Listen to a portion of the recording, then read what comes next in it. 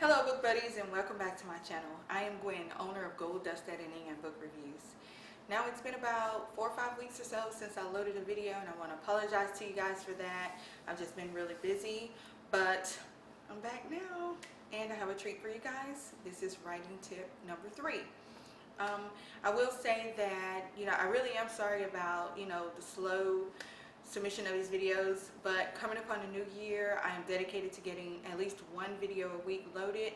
Actually, more like 2, considering the new project that I'm going to start. So it'll be 1 book review a week and then 1 free feedback, which is what this segment of the channel will turn into. So there's 1 more writing tip video, and then I will start accepting submissions. Actually, you can submit now if you like, but I was I'm already, like, it's early morning or something. I will accept submissions up to the first 5 pages of an unpublished novel, and then I will give you guys feedback on it. And that would be from an editor's point of view, not a reviewer. So I'm really looking forward to that. If you want to find out more information, how to submit and things like that, I've dropped a link down below in the description area, and it will take you to my blog to give you full details. And hey, while you're down there, don't forget to subscribe, like, and comment. I really would love to hear from you guys. So let's get started. Today's writing tip is character development. Now, in one of the first 2 videos, right now I can't tell you which one, probably the second one, but one of those videos you created your character. So more than 1 character actually. So basically you gave them their physical attributes and their personality traits, decided on their occupation, and anything else you needed to bring them alive in your book. And so what we're going to talk about now is developing that character. And creating a character is different than developing a character because, like I said, you created them before, and now developing them means you're going to not just bring them to life, but you're going to pretty much, it's like picking a flaw and then improving upon it or growing them in some kind of way. So they have something going on with them where they need to improve. And character growth, I will point out, is not about physical attributes. It's not like, oh, someone doesn't like their nose, so in the book you write they get a nose job. That's not character growth. That's not what I mean about improvement. It's more like maybe somebody's really shy, and then you bring them out of their shell, or they have low self-esteem, or they don't take enough things seriously, things like that.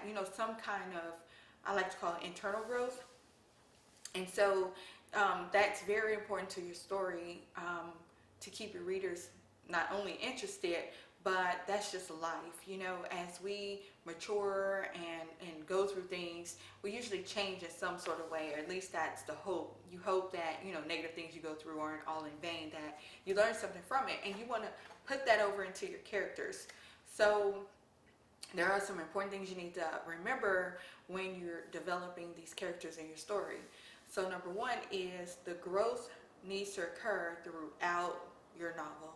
Meaning, don't leave the character exactly the same the first 3/4 of your book, and then at the very end have something catastrophic happen to them, or devastating, or whatever you want to call it, and then it's like, okay, now I'm a new person, and then you totally change them. That's not realistic. And I know you're writing fiction, but it still needs to it still needs to be realistic compared to the world you created, for the world you created.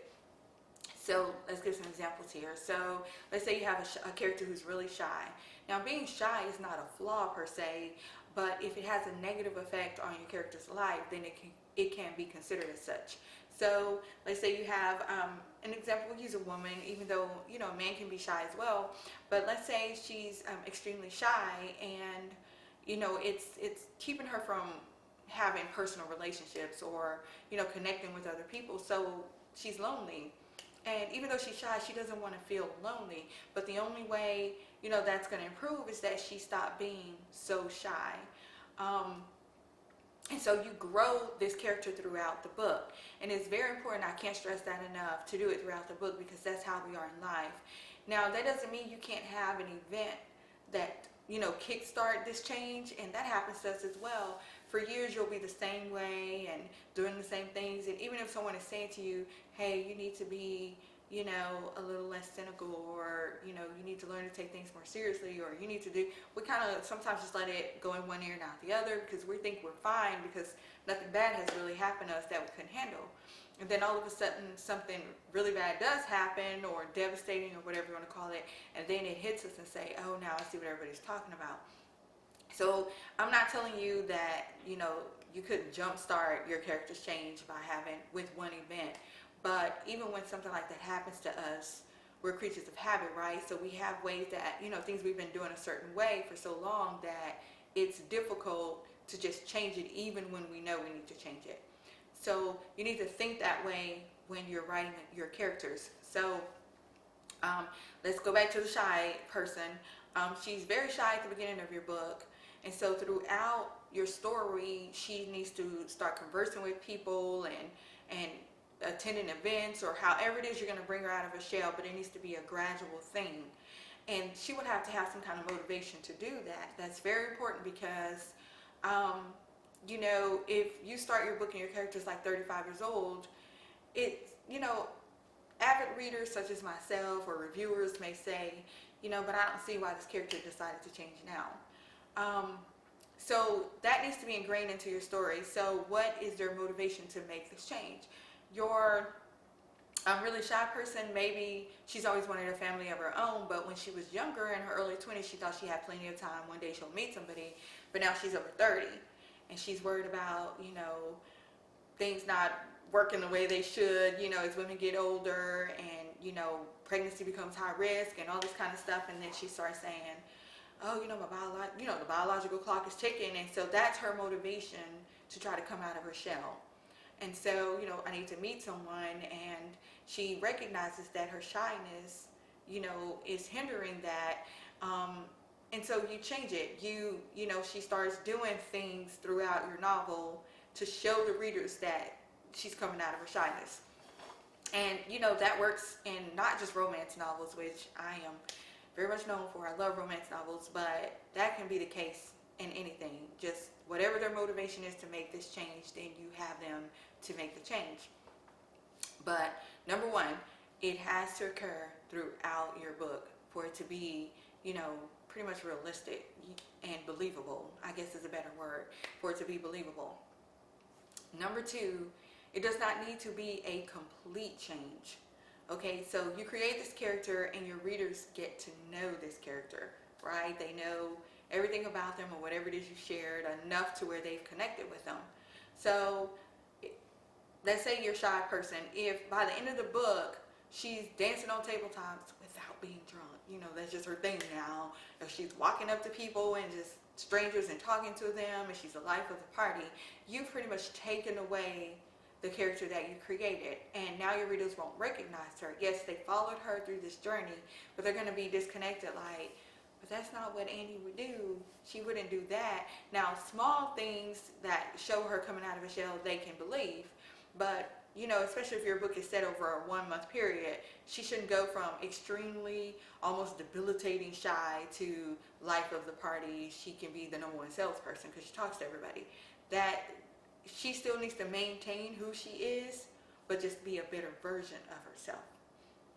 And so be careful about that, how much change goes on in the book. So that character can still be recognized by the end. So that's number two.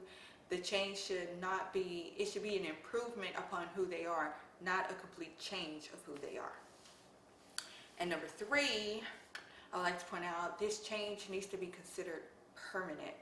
And you're probably saying, Gwen, the book ends and then no one cares and all of that. So it's not about someone still thinking about them when the book is over, which actually you would like that too, because that just means they were all into your story. So that's really a good thing.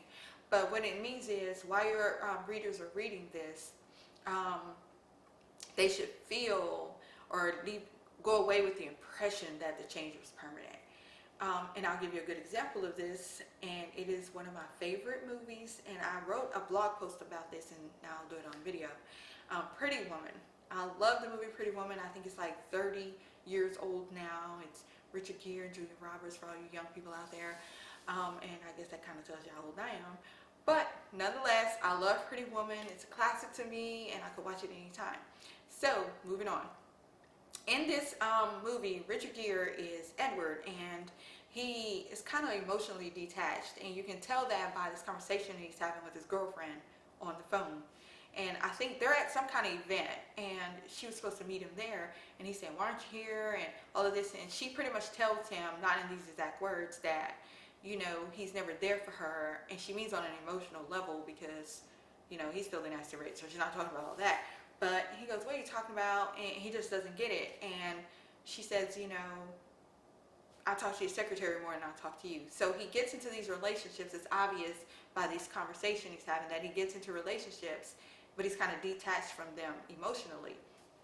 And so there was a woman there at this gathering, and he says to her, "When we were dating, did you talk to my secretary more than you talked to me?" And she looks at him and smiles and says, "She was one of my bridesmaids." So that tells you a lot about him. That one little bit told you a lot about him.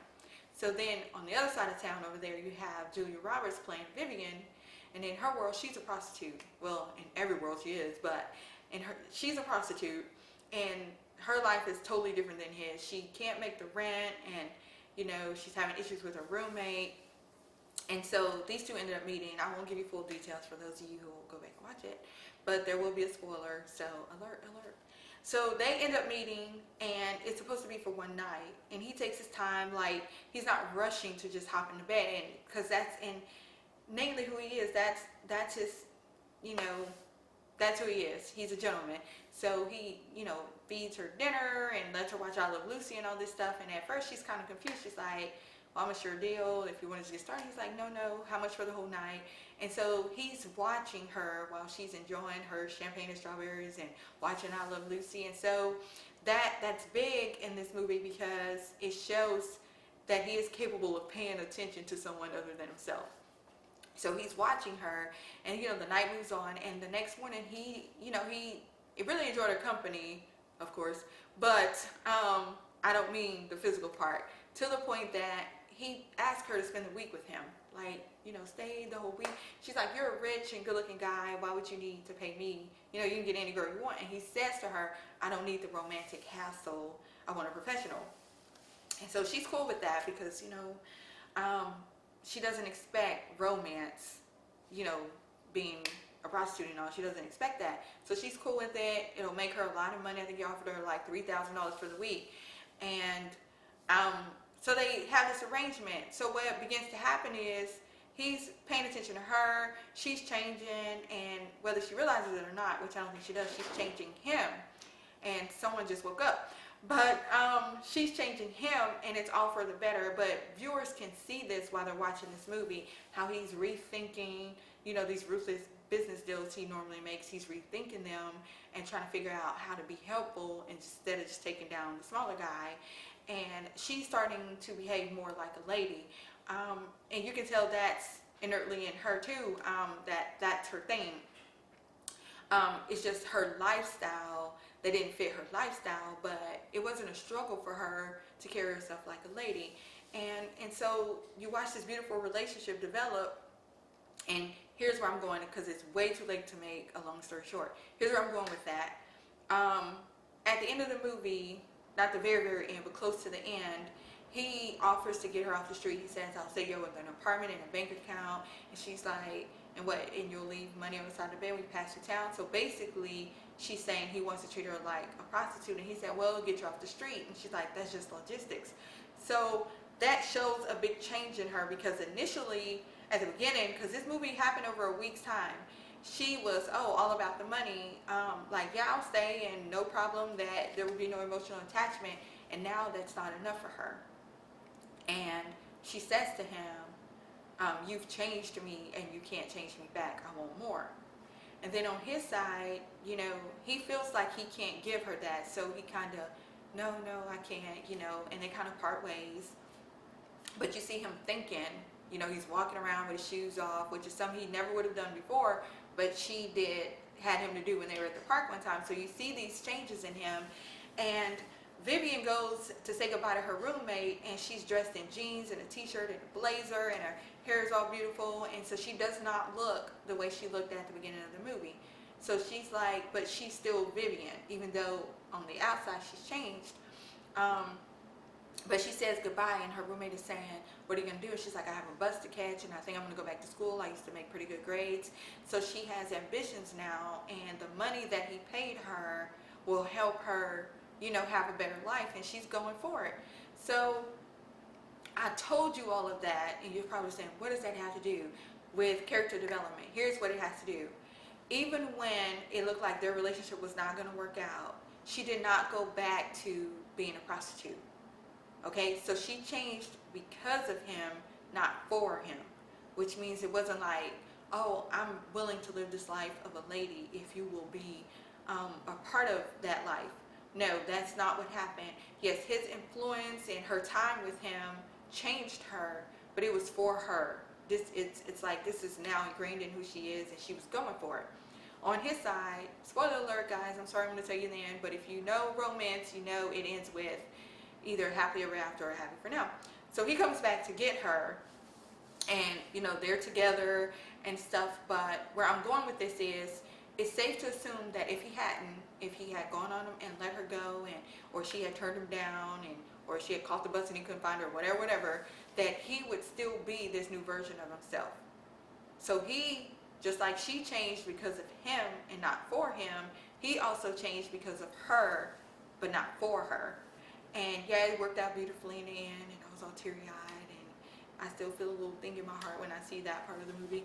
But that's important to character development. And that movie, if you want to see a good lesson in character development, you should watch Pretty Woman if you haven't already, because that was great character development. It really was. And so that would be a great lesson for you, a great, you know, tutor per se.